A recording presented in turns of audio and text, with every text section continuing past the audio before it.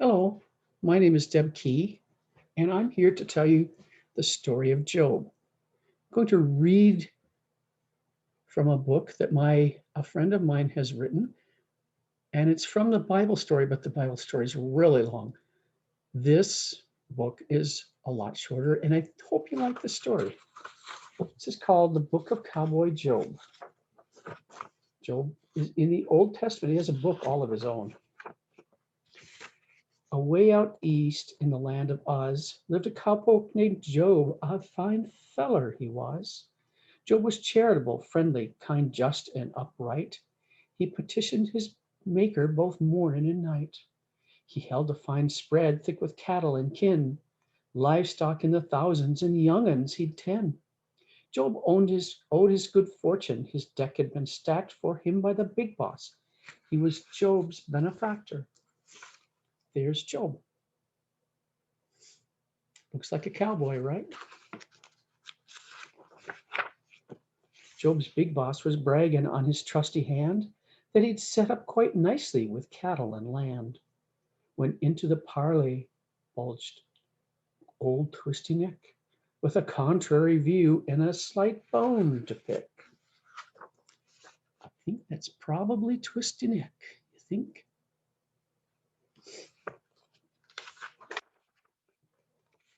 I've been scouting your Job with a critical eye, and the praise you heap on him ain't short of a lie. You bless him profusely, it's easy to see. The reason he's loyal, you pay him to be. You break down the wall that protects your dear friend, and we'll see just how quickly that friendship will end. I'll take all his property, holdings, and kids, and wager he falters when he hits the skids.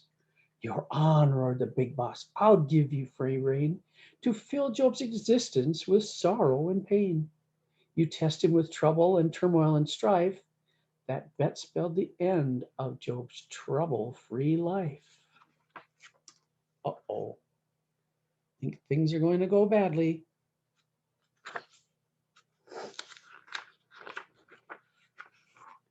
While Job's offspring was gathered at Job Jr.'s place, come a rider to Job with dread writ on his face.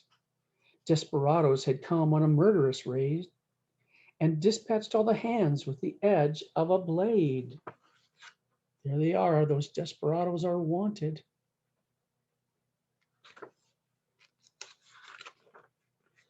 Then the cattle was rustled away in the night. Oh no. And the sheep were blown up by a meteorite. Oof, things get worse.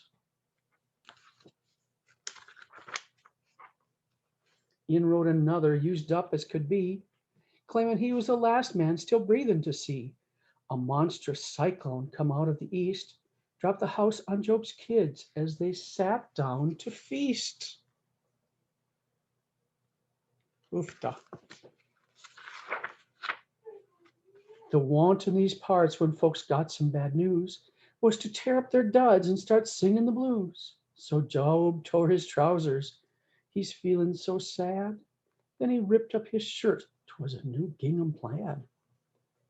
'Twere as if he'd been hit by a fiery dart that had sunk itself deep in his aching heart. Mm.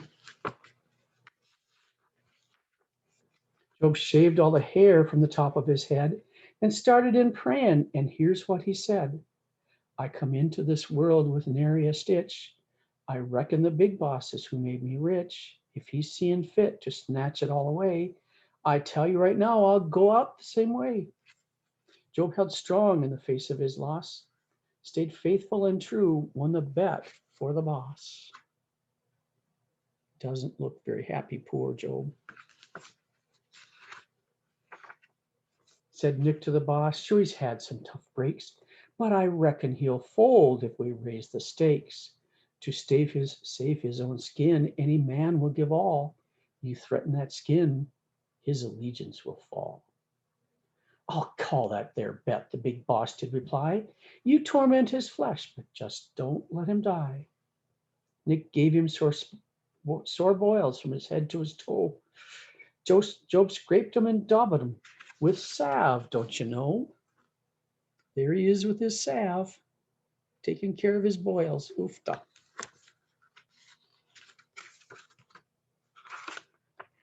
Till Mrs. Job scolded with fire in her eye, said, Job, you old fool, curse the big boss and die. But old Job, who retained his integrity still, said the big boss could season the good with some ill. Mrs. Job doesn't look very happy.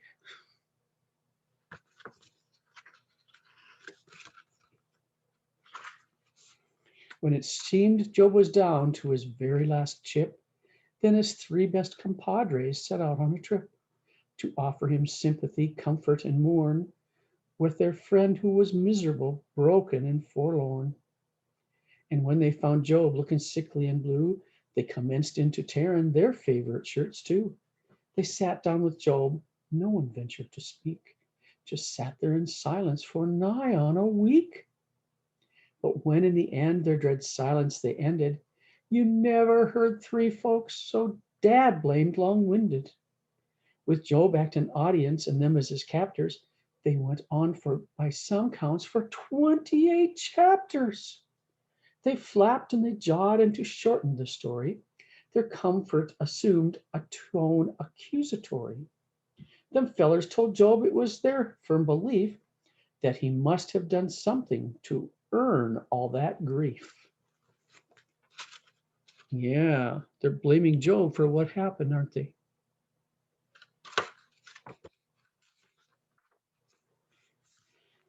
His words or his deeds been right wicked and low to rile up the big boss and anger him so. Job claimed he was innocent, clean as a whistle, done nothing to change his life from prime beef to gristle. Amidst all his misery, aching and pining, Job might have indulged in a tad bit of whining.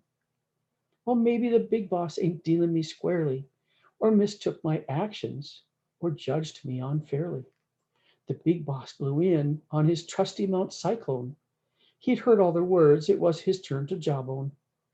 Rebuked him for spouting such misinformation, told Job to prepare for an examination. Here he is, old Job, huh?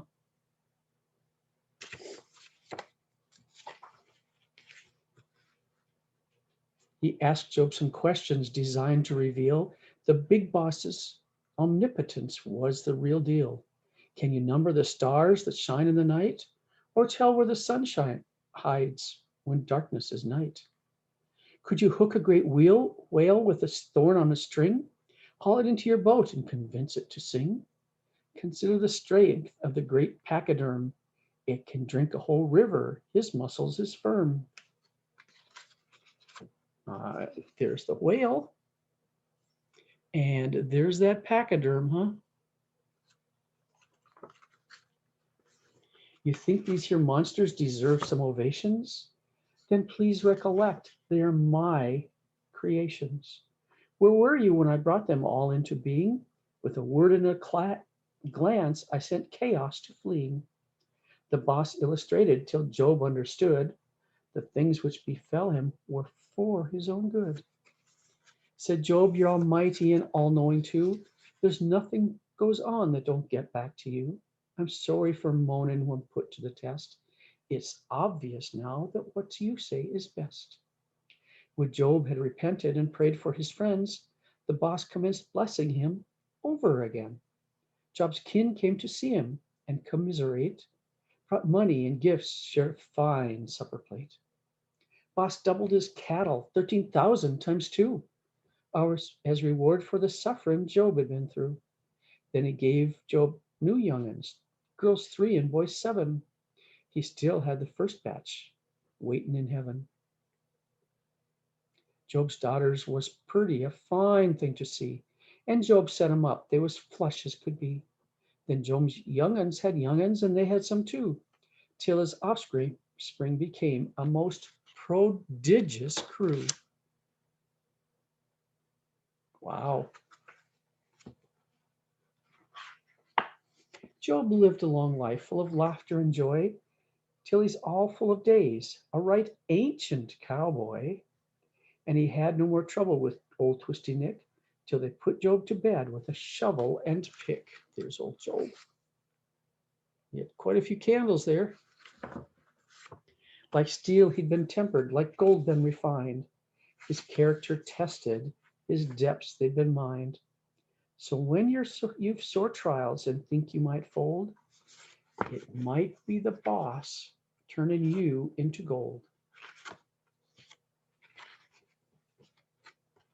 I hope you enjoyed the story.